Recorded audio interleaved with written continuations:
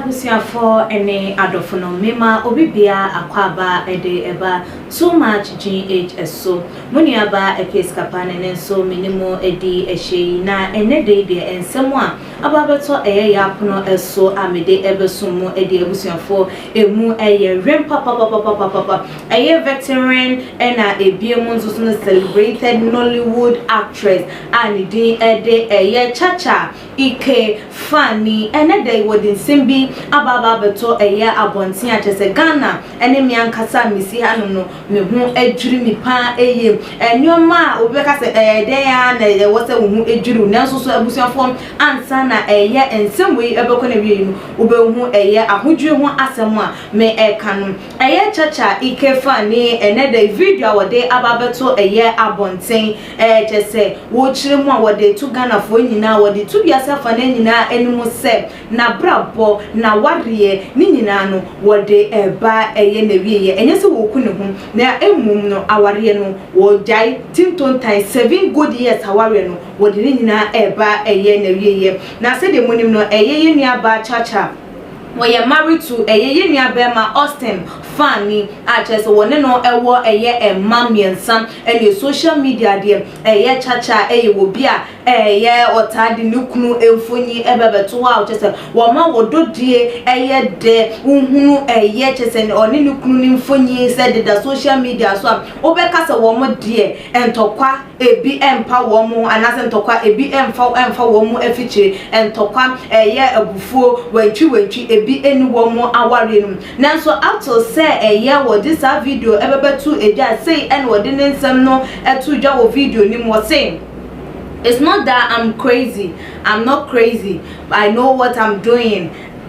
I'm living this marriage with my life finally. We ene someone what they to a journal just was what you done with marriage. Marriage you know on one on one decided so one Austin Faani ebetna our real say one more nyina for better for worse nanso so say dey adru dey den ontimi enya no ho hwe emfa emfuhu jaya ene wo so wo jai ewo our nti wo yes video we dey ato ho ama mansan nyina ahwe na enche ne story no ye bete ase anase ye beba ama ye beba beto abonti ama Ghana fo wo bia ehunu no kore anade ntia ma sa nyoma we nyina esisi nanso emprempre yidie woni bibia wodi agina so woni bibia wodi approve say wenti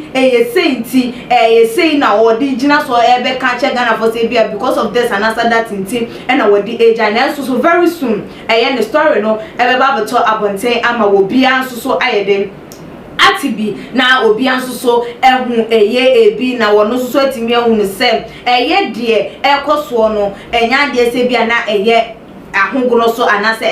fediagro bi de emano na nsem a wodi etwa to ASM. People will hear my story soon after so worker say you're done with the marriage and he doesn't have any enough proof to show that no na or no they do bet me and say finally will live in life normal no now what the trust on worker say people will hear the story soon then say we beto Ojanebusia for the time see me who dreamy say ukọ nuaba Cha ne IG page so enie imfonyin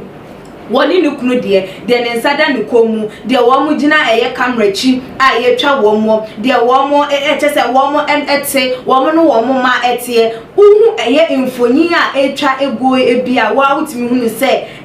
nuanu mi wo mo age wo mani pen wo mo ayeden tasty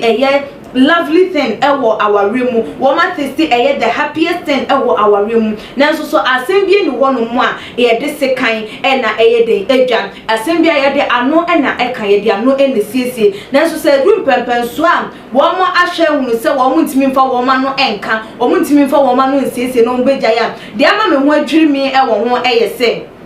what me the baba to social media say social media na enye den ema video no entre ema video no circulate say de be wo bia be hunu say wono ne 7 good years marriage a wo wramu no wo de eba na wieye na wo live na wo live for good na wo reason na the story ebeba out soon no ene ade a chese abusuafo ama ye dwen ho a ye ntia say de social media eje aware say social media CC aware anase eyeden bibia celebrities no mo dia ba betu social media Ghana for dwen ho a wo monte ase me kra mete hei abusia for mente aye ase ewo se woni wukunu mpo na manya kasa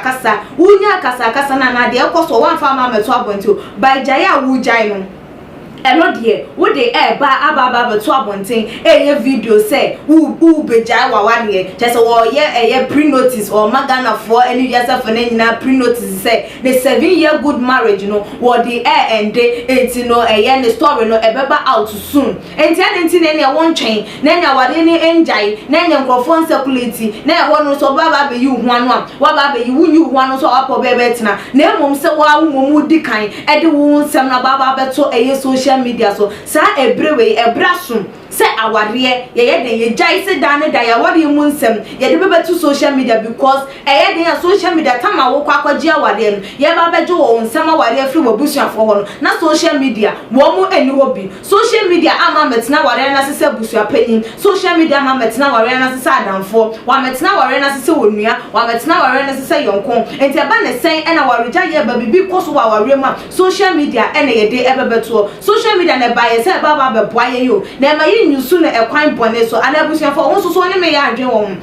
ana yes and so we celebrating no wo fa memeto wonum se de be ya wo bia so ebehunu ebia na eye ne kwan so no se bibia ena de betu social media ema den eje entrene ewo wi asafa na nyina ma wo bia hu dia ekoso ewo wu nipa no wa brabo mu anam ebusua ase we de medwen ho amente eye ase won so wadwen nche efa eho enesen fa bra ewo too much gh your comment section ebiemu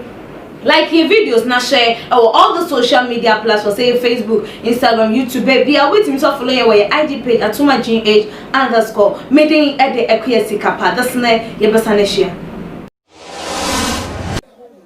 Too much GH. We did that say Japan. A break and best TV. Me share too much GH chat. The move for. Hey, almost sports and as entertainment. Hey, the move for. Munko so show mo. No anybody de bia. Madam, I say love you. Too much GH.